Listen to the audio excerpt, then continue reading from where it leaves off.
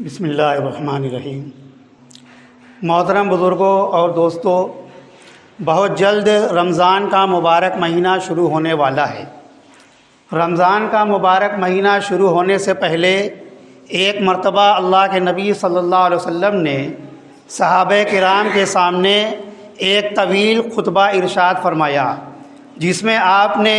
رمضان کے فضائل، رمضان کے اعمال اور رمضان کی اہمیت کو ذکر فرمایا۔ تو میں چاہتا ہوں کہ آج وہی خطبہ آپ کے سامنے ذکر کر دیا جائے، تاکہ آقا صلی اللہ علیہ وسلم کی سنت پر عمل بھی ہو جائے اور آپ حضرات کے سامنے اس مہینے کی اہمیت اور فضائل آپ کے سامنے آ جائیں۔ لیکن قبل اس سے کہ میں آپ حضرات کے سامنے اس خطبے کو ذکر کروں،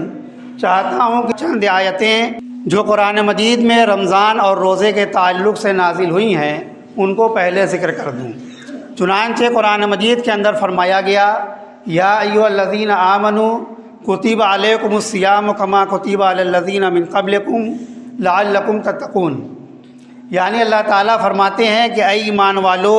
تم پر روزے فرض کیے گئے ہیں جیسا کہ تم سے پہلے امتوں پر فرض کیے گئے تھے، تاکہ تم متقی اور پرہیزگار بن جاؤ۔ اس آیت کریمہ سے یہ معلوم ہوا کہ روزہ صرف امت محمدیہ پر فرض نہیں کیا گیا، بلکہ یہ ایک ایسی روحانی غذا ہے جو اس سے پہلے امتوں کو بھی دی گئی تھی، اور روزے کا ثمرہ، روزے کا فائدہ اور روزے کا نتیجہ یہ بتلایا گیا کہ اس کے ذریعے آدمی کے اندر تقویٰ اور پرہیزگاری آ جاتی ہے، آدمی متقی اور پرہیزگار بن جاتا ہے۔ ایک دوسری آیت کے اندر آتا ہے، شہر رمضان الذی انزل فیہ القرآن الی آخر الآیہ، یعنی اللہ تعالیٰ فرماتے ہیں کہ رمضان کا مہینہ وہ مہینہ ہے جس میں قرآن نازل کیا گیا، جو سراپا ہدایت ہے، اس کے اندر ہدایت کی دلیلیں ہیں اور جو حق اور باطل کے درمیان فرق کرنے والا ہے۔ جو شخص رمضان کا مہینہ پائے تو وہ اس مہینے کا روزہ رکھے، اور جو شخص سفر میں ہو یا بیمار ہو تو اس کو چاہیے کہ دوسرے دنوں کے اندر اس گنتی کو پورا کرے، یعنی دوسرے دنوں کے اندر اس کی قضا رکھے۔ اور اللہ تبارک و تعالیٰ نے یہ حکم اس لیے دیا کہ اللہ تعالیٰ تمہارے ساتھ نرمی کا معاملہ کرنا چاہتے ہیں، آسانی کا معاملہ کرنا چاہتے ہیں، تمہارے ساتھ سختی کا معاملہ کرنا نہیں چاہتے، اور تاکہ تم اور یہ حکم اس لیے دیا تاکہ تم اللہ تعالیٰ کی بڑائی بیان کرو اور اللہ تعالیٰ کا شکر ادا کرو۔ تو ان دونوں آیتوں کے اندر روزے کا مفہوم، اس کی تاریخ، اس کی اہمیت کو بیان فرمایا گیا۔ چنانچہ روزہ جو ہے ان آیات سے یہ ثابت ہوتا ہے، ان آیات سے یہ معلوم ہوتا ہے کہ روزہ کوئی رسمی چیز نہیں ہے، روزہ کوئی صحت کو اچھی کرنے والی یا یہ سمجھ کر کے نہ رکھا جائے کہ اس کے ذریعے ہماری صحت اچھی ہوگی، بلکہ روزہ کو ایک اسلامی عبادت سمجھ کر کے رکھا جائے، ایک فریضہ سمجھ کر کے رکھا جائے کہ اللہ تبارک و تعالیٰ نے اس عبادت کو ہمارے اوپر فرض کیا ہے، یہ یقین رکھ کر کے اور یہ عقیدہ اعتقاد رکھ کر کے روزہ رکھا جائے۔ تو بہرحال شروع میں جو میں نے ذکر کیا تھا کہ اس مہینہ کے آنے سے پہلے اللہ کے نبی صلی اللہ علیہ وسلم نے صحابہ کرام کے سامنے ایک طویل خطبہ ارشاد فرمایا تھا، جس میں آپ نے اس مہینے کے فضائل اور اس مہینے کی اہمیت کو ذکر فرمایا تھا۔ اس روایت کو حضرت سلمان فارسی رضی اللہ تعالی عنہ ذکر کرتے ہیں، جنہوں نے اللہ کے نبی صلی اللہ علیہ وسلم سے اس روایت کو سنا ہے۔ وہ فرماتے ہیں، خطبنا رسول اللہ صلی اللہ علیہ وسلم فی آخر یوم من شعبان فقال یا ایھا الناس قد اظلکم شہر عظیم شہر مبارک الی آخر الحدیث، یعنی حضرت سلمان رضی اللہ تعالیٰ عنہ فرماتے ہیں کہ اللہ کے نبی صلی اللہ علیہ وسلم نے شعبان کی آخری تاریخ کو ہمارے درمیان ایک خطبہ دیا، جس میں آپ صلی اللہ علیہ وسلم نے فرمایا کہ اے لوگو، تمہارے اوپر ایک برکت والا اور عظمت والا مہینہ سایہ فگن ہو رہا ہے، اور اس مہینے کے اندر ایک رات ہے، یعنی شب قدر، جو 1000 مہینوں سے بہتر ہے، اور اللہ تبارک و تعالیٰ نے اس مہینے کے روزے تم پر فرض قرار دیے ہیں، اور اس مہینے کی راتوں میں جاگ کر کے عبادت کرنے کو، یعنی تراویح کو تمہارے اوپر سنت قرار دیا ہے، اور اس مہینے کے اندر جو شخص فرض ادا کرے گا تو اللہ تبارک و تعالیٰ اسے 70 فرض کا ثواب عطا فرمائیں گے، اور جو شخص اس مہینے کے اندر کوئی نفل عبادت ادا کرے گا تو اللہ تبارک و تعالیٰ اس کو فرض کے برابر ثواب عطا فرمائیں گے۔ اور یہ مہینہ صبر کا مہینہ ہے، اور یہ مہینہ غمخواری کا مہینہ ہے، اور یہ وہ مہینہ ہے کہ جس کے اندر مومن کے رزق کے اندر اضافہ کر دیا جاتا ہے، اور اس مہینے کا اول حصہ رحمت ہے، درمیانی حصہ مغفرت ہے، اور آخری حصہ آگ سے چھٹکارا ہے۔ اس مہینے کے اندر جو شخص کسی روزہ دار کو روزہ افطار کرائے تو اللہ تبارک و تعالیٰ اس کو روزہ دار کے برابر ثواب عطا فرمائیں گے، بغیر اس کے کہ روزہ دار کے ثواب میں کوئی کمی کی جائے۔ اور اس مہینے تو صحابہ کرام نے عرض کیا کہ اے اللہ کے رسول، ہم میں سے ہر شخص کے پاس اتنی وسعت اور اتنی گنجائش نہیں ہے کہ دوسروں کو روزہ افطار کرا سکیں، تو کیا غریب لوگ اس اجر سے محروم رہ جائیں گے؟ تو اللہ کے نبی صلی اللہ علیہ وسلم نے فرمایا کہ نہیں، بلکہ اللہ تعالیٰ یہ ثواب اس شخص کو بھی عطا فرمائیں گے جو ایک گھونٹ پانی یا ایک گھونٹ لسی یا ایک کھجور کے ذریعے کسی روزہ دار کو روزہ افطار کرا دے۔ اور جو کسی روزہ دار کو پیٹ بھر کر کے کھانا کھلائے گا تو اللہ تبارک و تعالیٰ اس کو میرے حوض سے یعنی حوض کوثر سے ایسا سیراب کریں گے کہ جنت میں پہنچنے تک اس کو پیاس نہیں لگے گی۔ اور اس مہینے کے اندر جو شخص اپنے خادم اور غلام سے اس کے کام کے اندر تخفیف کرے گا، اس کے کام کے اندر کمی کرے گا، تو اللہ تبارک و تعالیٰ اس کو جہنم سے نجات اور چھٹکارا عطا فرمائیں گے۔ تو یہ اس حدیث کا مفہوم اور خلاصہ تھا۔ اس کے بعد چند نکات سماعت فرمائیں کہ سب سے پہلی چیز اور سب سے بڑی فضیلت جو اس مہینے کی اللہ کے نبی صلی اللہ علیہ وسلم نے ارشاد فرمائی وہ یہ کہ اس مہینے کے اندر ایک رات ہے جو 1000 مہینوں سے بہتر ہے، یعنی شب قدر۔ یہ نہیں فرمایا کہ 1000 دنوں سے بہتر ہے، یہ نہیں فرمایا کہ 1000 راتوں سے بہتر ہے، بلکہ یہ فرمایا کہ 1000 مہینوں سے بہتر ہے۔ یعنی اللہ تبارک و تعالیٰ کا قرب اور اللہ تعالیٰ کی طرف سے ثواب جتنا 1000 مہینوں کے اندر حاصل کیا جا سکتا ہے وہ صرف اس ایک رات کے اندر عبادت کر کے حاصل کیا جا سکتا ہے۔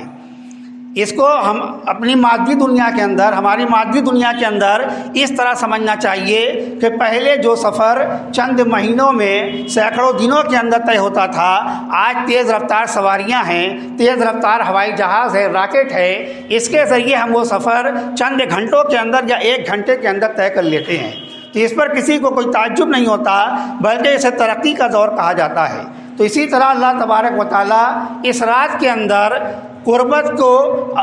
کو اور اسی طرح جو ہے ثواب دینے کی رفتار کو اتنا تیز کر دیتے ہیں کہ جتنا ثواب آدمی 1000 مہینوں کے اندر حاصل کر سکتا ہے اتنا ثواب اس ایک رات کے اندر حاصل کر سکتا ہے۔ تو اسی کی روشنی میں ہمیں اللہ کے نبی صلی اللہ علیہ وسلم کے اس فرمان کو بھی سمجھنا چاہیے کہ ایک فرض کا ثواب 70 فرض کے برابر دیا جاتا ہے اور ایک نفل کا ثواب فرض کے برابر دیا جاتا ہے۔ تو یہ اللہ تبارک و تعالیٰ کی طرف سے اس امت کے اوپر بہت بڑا انعام ہے، بہت بڑا کرم ہے۔ تو ایک رات کے اندر اس ثواب کا حاصل کرنا، تو یہ تو شب قدر کی فضیلت ہوئی، اور